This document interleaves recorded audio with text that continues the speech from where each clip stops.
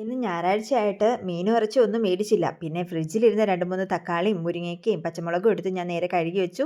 കുറച്ച് പയർ നേരത്തെ വെള്ളത്തിലിട്ടിട്ടുണ്ടായിരുന്നു. അത് നേരെ കുക്കറിലോട്ട് അടുപ്പിലോട്ട് കയറ്റിയിട്ടുണ്ട് കേട്ടോ.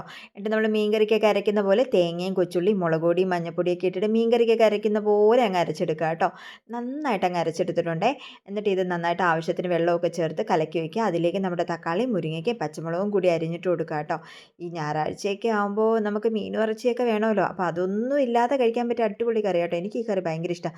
മുരിങ്ങയ്ക്ക ഇട്ടില്ലെങ്കിൽ ഈ കറി നല്ല ടേസ്റ്റാണ് കേട്ടോ. അപ്പോൾ നേരെ അതിന് അടുപ്പിലോട്ട് കയറ്റി വെച്ചിട്ടുണ്ട്. ഇനിയാണ് മെയിൻ ആൾ വരാൻ പോകുന്നത് കേട്ടോ. ഉണക്കക്കൊഞ്ച്. ഉണക്കക്കൊഞ്ചിൻ്റെ തലയും വാലും ഒക്കെ കിള്ളിയെടുത്ത് നന്നായിട്ട് കഴുകിയിട്ട് ഈ കറിയിലോട്ട് അങ്ങ് ഇട്ട് കൊടുക്കുക കേട്ടോ. കറി ഇങ്ങനെ തിളച്ച് കഴിഞ്ഞിട്ട് ഇട്ടാലും കുഴപ്പമില്ല, തിളയ്ക്കുന്നതിന് മുന്നേ ഇട്ടാലും കുഴപ്പമില്ല. വറുത്തിടേണ്ട കാര്യമൊന്നുമില്ല. ഇതിങ്ങനെ പച്ചയ്ക്ക് തന്നെ നമുക്ക് ഇട്ട് കൊടുക്കാവേ. അതും കൂടി ഇട്ട് അങ്ങ് അടച്ച് വയ്ക്കാം. നമുക്ക് ഒരു തോരൻ വെക്കണമല്ലോ. ബീട്രൂട്ട് ഉണ്ടായിരുന്നു. ബീട്രൂട്ടിനെ എടുത്തൊന്ന് വലിയ കഷ്ണങ്ങളായിട്ട് അരിയുന്നതെന്ന് വെച്ചാൽ ചോപ്പറിലിടാനായിട്ടാട്ടോ. ചോപ്പറിലിട്ട് കഴിഞ്ഞാൽ വേഗം പണി തീരുമല്ലോ. അങ്ങനെ ചോപ്പറിലിട്ടിട്ട് ഞാൻ ദാ 2 പ്രസ് ചെയ്തപ്പോഴത്തേക്കും സൈഡിൽ നിന്നൊക്കെ നല്ല പുക വരുന്നു. ഞാനും ഒന്ന് പേടിച്ചു പോയി. കാരണം ചോപ്പറിൽ നിന്ന് വന്നതല്ല, അടുപ്പിൽ നിന്ന് വന്നതാട്ടോ. അടുപ്പിൽ നന്നായിട്ട് കറി തിളയ്ക്കുന്നതിൻ്റെ പുക വന്നതാണേ. പുകയല്ല, ആവി വന്നതാണേ.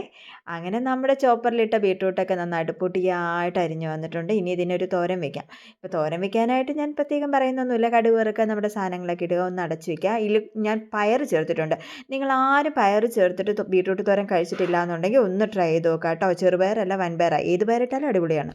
അപ്പോഴത്തേക്കും നമ്മുടെ കറിയായി വന്നിട്ടുണ്ട്. കറിയിൽ ഞാൻ കടുക് വറുത്തിട്ടുണ്ട്. കടുക് വറുക്കുമ്പോൾ നിങ്ങൾ ഉറപ്പായിട്ടും കൊച്ചുള്ളി ഇടാനായിട്ട് മറന്നു പോകരുത് കേട്ടോ. എന്നിട്ട് കുറച്ച് നേരം അതിന് അടച്ച് വെച്ചേക്കണം. അപ്പോഴത്തേക്കും നമ്മുടെ തോരനൊക്കെ റെഡി ആയിട്ടുണ്ട്. തേങ്ങയൊക്കെ ഇട്ട് കൊടുത്ത് അതൊക്കെ സെറ്റായിട്ടുണ്ട്.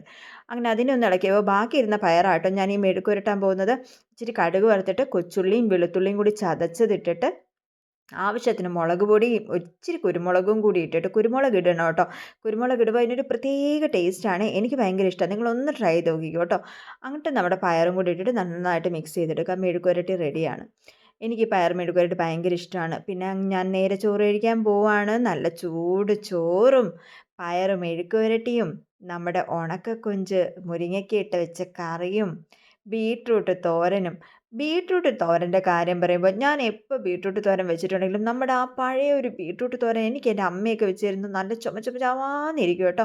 ആ ഒരു കളർ എനിക്ക് കിട്ടാറില്ല. എന്തുകൊണ്ടാണെന്ന് എനിക്കറിയത്തില്ല. ഞാൻ ആദ്യം വിചാരിച്ചത് മഞ്ഞപ്പൊടി ഇടുന്നതുകൊണ്ടാണെന്ന്. മഞ്ഞപ്പൊടി ഇടാതെ വെച്ചിട്ടും എനിക്ക് ആ കളർ കിട്ടുന്നില്ല കേട്ടോ.